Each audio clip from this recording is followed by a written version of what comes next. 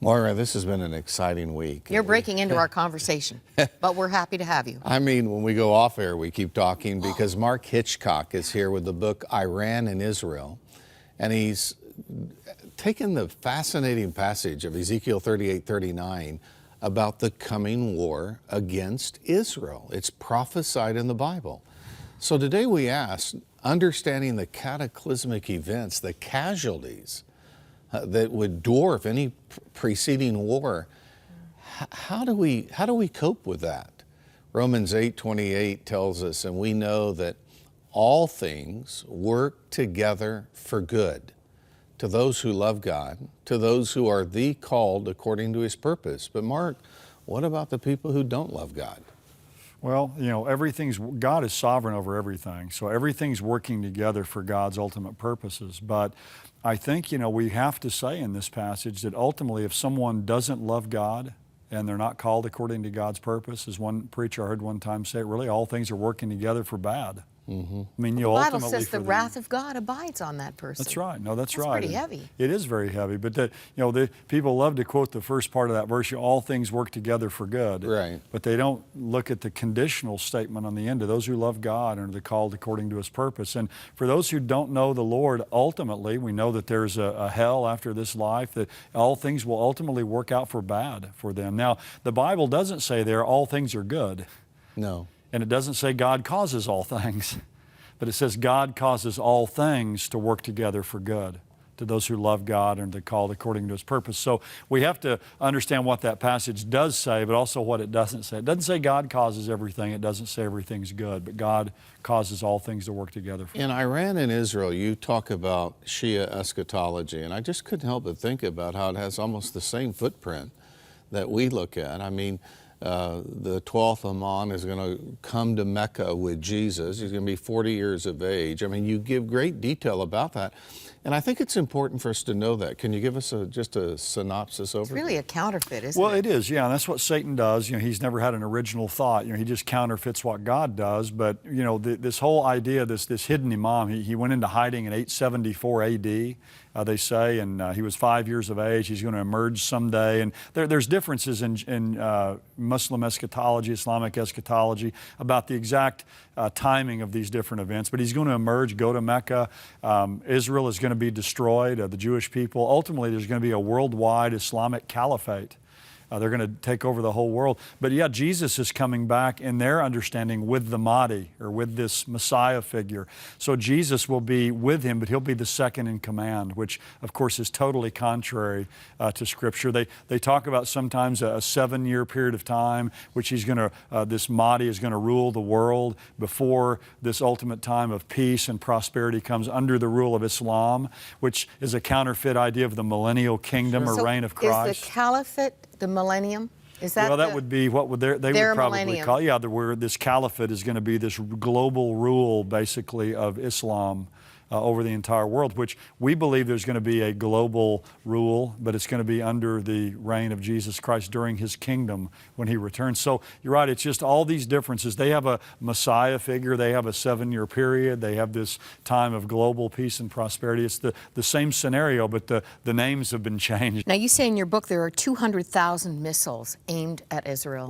right now. Mm-hmm. You quote Netanyahu, other key players, and it just seems like we're right on the edge of something between Israel and Iran. And I don't want to muddy the waters and make it more confusing. But are we confused enough already? I don't think that. The book is not confusing. Let me say that. The book is abundantly clear and helpful. But if something blew up in the coming days, and America did decide to get involved, and we're talking about how many dominoes might fall in consequence. Could that lead to World War III? Because it's been thrown out there quite a bit. And if so, how does that figure on this end time stage?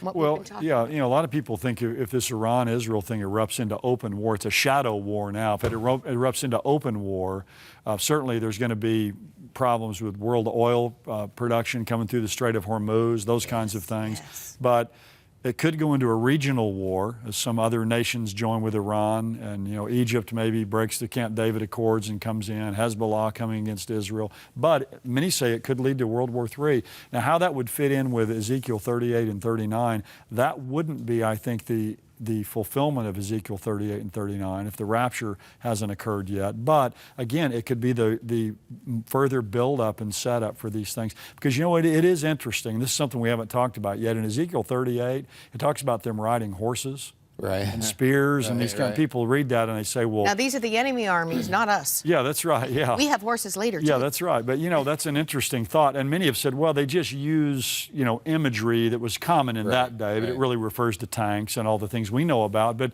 Dr. Walvard, who was one of my mentors at Dallas Seminary, actually believed they may be reverting back to those things. Oil supplies cut off. Yeah, sure. And I think it was Albert Einstein who says, I don't know with what weapons World War III will be fought, but he says World War IV is going to be fought with sticks and stones and swords and things like that. So that is an interesting feature there in the chapter as well. We don't know how things are going to progress and how bad things could ultimately become before an invasion like this occurs. 2/3 of Iran is under 30 years of age. Right. And many of these university students expressed themselves months ago against this form of absolute control.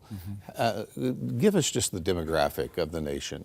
Well, there's 80 million people in Iran. You're right. The vast majority are under the age of 30. A lot of them, I'm sure, don't believe in this. There are a lot of believers in Iran. And yes, there I always are. like to make it clear when we're talking here, I'm not against Iran or any group of people. I want people in every nation of the world to come to Christ, and God wants that even more than we do. And we should be praying for these countries. We're just trying to say, look, here's what the Bible ultimately says is going to take place. But while a lot of the younger people there, I think, don't really probably hold to this eschatology, and a lot of them are even pro-American. The Mullah regime, if they lead and drag Iran into a war like this, what ends up always happening, we saw it in Nazi Germany, the people follow. Because people love their country, they're nationalistic. If you go to war, they're going to fight for their country. And so a small group is leading the whole country and plunging them into this nightmare of following this eschatology. And again, a lot of the people there may believe in this in some kind of a form like people do in the West, just have some kind of a, nominal view or acceptance of it, but they're not deeply ingrained in it. But the regime, the people who run the country do.